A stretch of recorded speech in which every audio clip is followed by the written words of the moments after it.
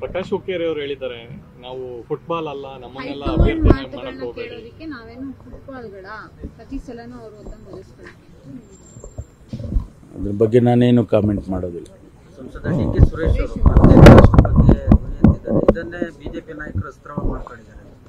ಇಲ್ಲ, ಯಾವ ಅರ್ಥದಲ್ಲಿ ಅವ್ರು ಹೇಳಿದಾರೋ ಗೊತ್ತಿಲ್ಲ ನನಗೆ. ಈ ದೇಶವನ್ನು ಒಗ್ಗೂಡಿಸೋದಕ್ಕೆ ಸಾವಿರಾರು ಜನ ತಮ್ಮ ಜೀವ ಕಳ್ಕೊಂಡಿದ್ದಾರೆ, ನೂರಾರು ವರ್ಷ ಹೋರಾಟ ಮಾಡಿದ್ದಾರೆ.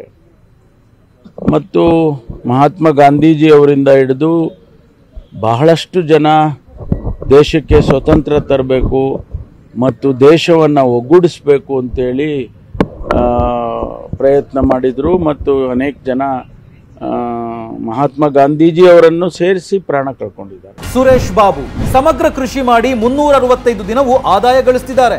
ನೀವು ಕೂಡ ಅವರಿಂದ ಕಲಿಬೇಕಾ? ಅವ್ರ ಜೊತೆ ವಿಡಿಯೋ ಕಾಲ್ನಲ್ಲಿ ಮಾತಾಡಬೇಕಾ? ಈಗಲೇ ಫ್ರೀಡಮ್ ಆ್ಯಪ್ ಡೌನ್ಲೋಡ್ ಮಾಡಿ. ನಾವು ಒಗ್ಗೂಡಿಸುವಂಥ ಮಾತುಗಳನ್ನು ಆಡಬೇಕೇ ವಿನಃ ಒಡೆದು ಆಳುವ ಮಾತುಗಳನ್ನು ನಾವ್ಯಾರೂ ಆಡಬಾರ್ದು.